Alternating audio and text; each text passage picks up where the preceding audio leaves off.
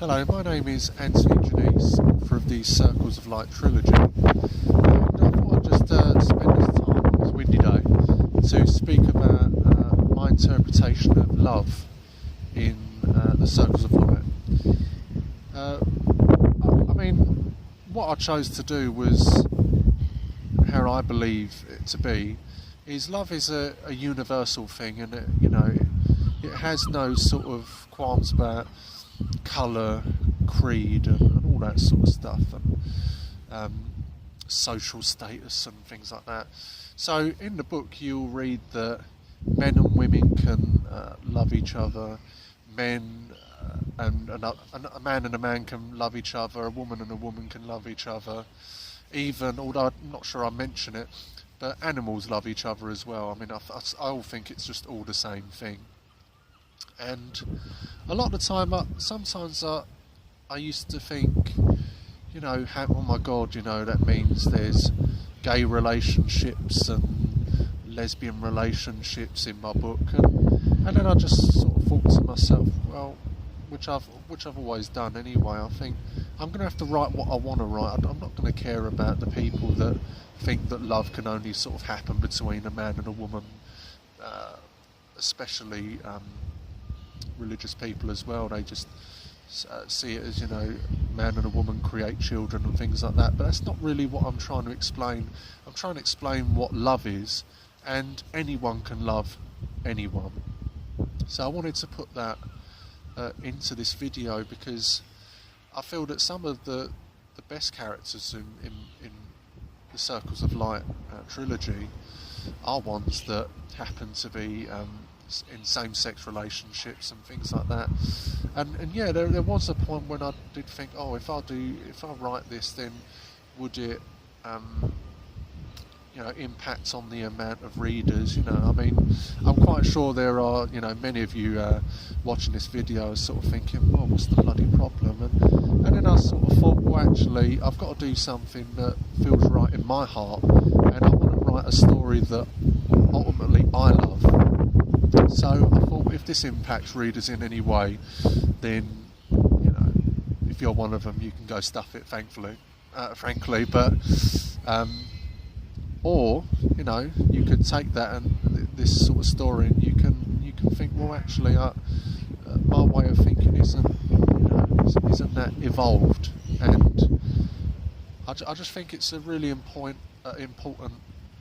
point to bring across, that love has no boundaries, it has no social class, same sex, it doesn't, we think it does, but it's only in our own creation. Where if you love someone, as you know, you can't change it, you can't do anything about it, and I think that's the feeling that everyone should have, and if it so happens to be with if you're a man and it's another man, or a woman and another woman, whichever, then I think you've got to go with your heart. And the really important thing about my story is that it's not a big thing.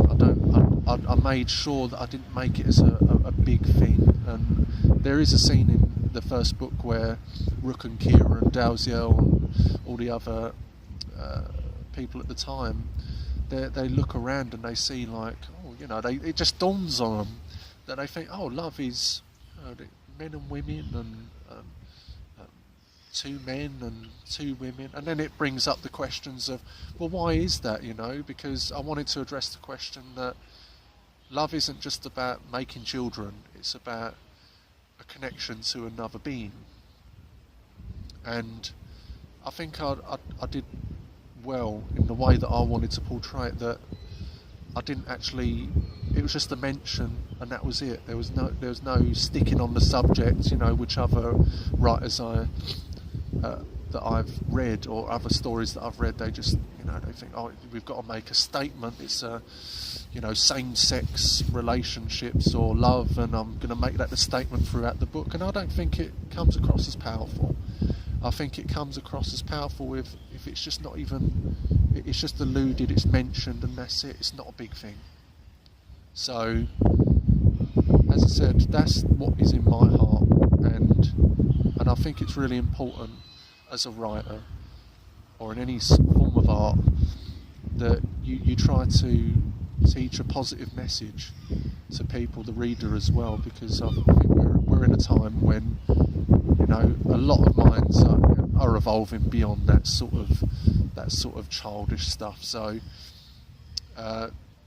so I felt that it was important for the reader, to know that, and I'm quite sure if you've read the actual book anyway, that you've come across those sorts of questions anyway. And so that's all I wanted to say on it.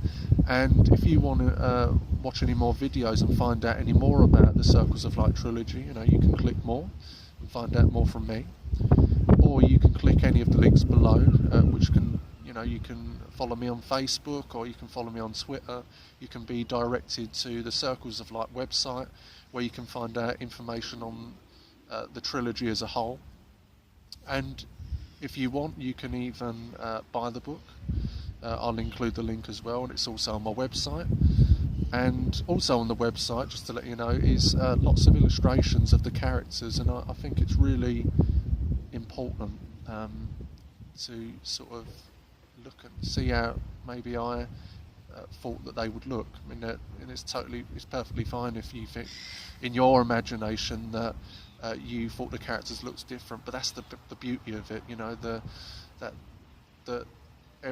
everyone can read the same story but come out with a different sort of look in their mind. So I hope to see you again, and take care, and I hope you enjoy the book.